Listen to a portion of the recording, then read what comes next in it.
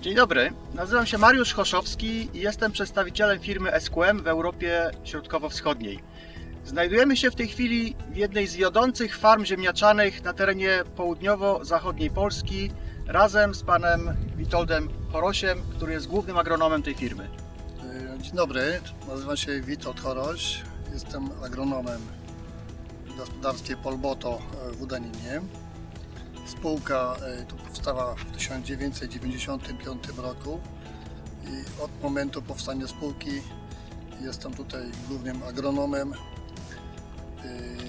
Uprawiamy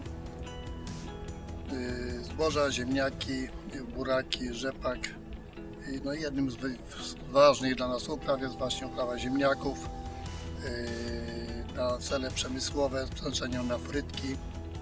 I przy technologii tej produkcji niezmiernie ważne są parametry jakościowe tych ziemniaków. Aby je uzyskać, należy zmianowanie prawidłowo ułożyć oraz najważniejszym czynnikiem jest nawożenie.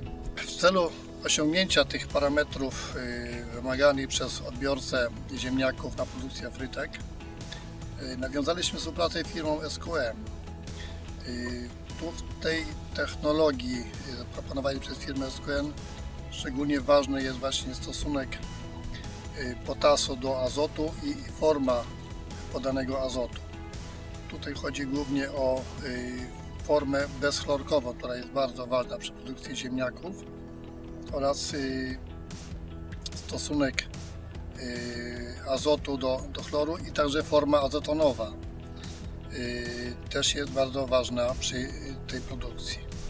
Zaproponowaliśmy nie tylko poprawę pełnej równowagi żywieniowej, ale także równowagę zaopatrzenia w składniki pokarmowe na każdym etapie rozwoju rośliny.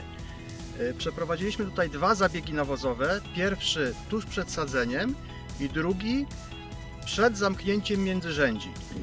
Rozpoczęliśmy doświadczenie od zabiegu nawożenia przed sadzeniem preparatem Crop Mix Development. Nawozy Crop Mix zapewniają w jednym produkcie odpowiednio zbalansowane podanie makroskładników takich jak azot, fosfor, potas, magnez, wapń i siarka. Aby uzyskać prawidłowy i dobry rozwój bulw, tuż przed zakryciem międzyrzędzi zastosowaliśmy zabieg nawozem Crop K+. Jest to czysta saletra potasowa w wersji granulowanej. Nawóz ten również zapewnia nam bardzo szeroki stosunek azotu do potasu, co bardzo korzystnie wpływa na przyrost masy bulw i następnie na plon. W fazie rozwoju bulw ziemniaki zużywają bardzo duże ilości potasu, przy czym wymagany stosunek potasu do azotu jest wyższy niż 2,5.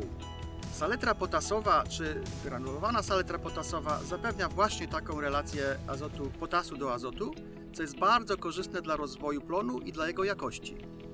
Również wchłanianie wapnia i magnezu jest bardzo ułatwione dzięki, tak jak wcześniej powiedziałem, synergistycznemu oddziaływaniu między anionem azotanowym i kationami wapnia i magnezu.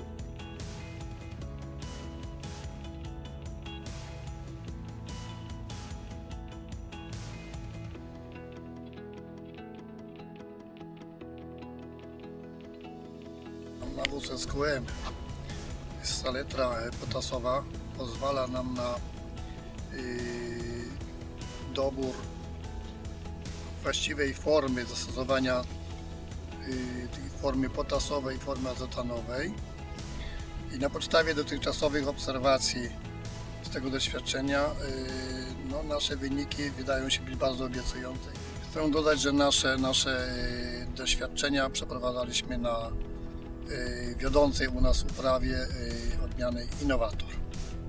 Mając na uwadze obiecujące wyniki, chcę powiedzieć o tym, że już jesteśmy po okresie próbnych wykopków i wykopki pokazały, że obsada i wielkość bulw jest zróżnicowana właśnie po tym zastosowaniu nawozów SQM. Bulwy są jednakowej wielkości i to jest to, co właśnie chcemy uzyskać przy produkcji ziemniaka na frytkę. właśnie o co chodzi przy produkcji frytek. Ważna jest nie tylko ilość, ale kształt ziemniaka. To też wynika z profilu odrenowanego, ale także od systemu nawożenia właśnie. Ważne jest, żeby te ziemniaki były wyrównane i tych bulw było jednorodnych jak najwięcej.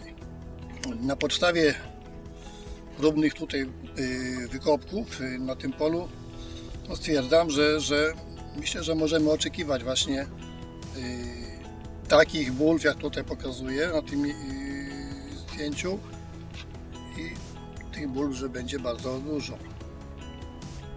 SQM jest nastawione na efektywność. Jesteśmy w stanie dostarczyć zbalansowane formulacje nawozowe do różnych etapów wzrostu, poprawiając pobieranie składników pokarmowych i zapobiegając nadmiernemu nawożeniu.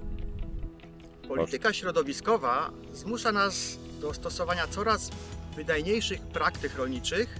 Azotan potasu zyskuje na znaczeniu jako źródło azotu i potasu dostarczanego roślinom bez zbytnich nadmiarów. Stosowanie azotu w formie saletry potasowej prowadzi do zmniejszenia pozostałości azotanów na koniec sezonu uprawy w porównaniu z innymi źródłami azotu o niekontrolowanej nitryfikacji. Przyczynią się do tego również podzielone zabiegi nawozowe z optymalnie zbilansowanymi składnikami dla każdego etapu fenologicznego rozwoju rośliny. Dzielone nawożenie pozwala nam również na reakcję i zmianę programów nawozowych w trakcie sezonu wegetacyjnego w przypadku wystąpienia niekorzystnych czy nietypowych warunków pogodowych.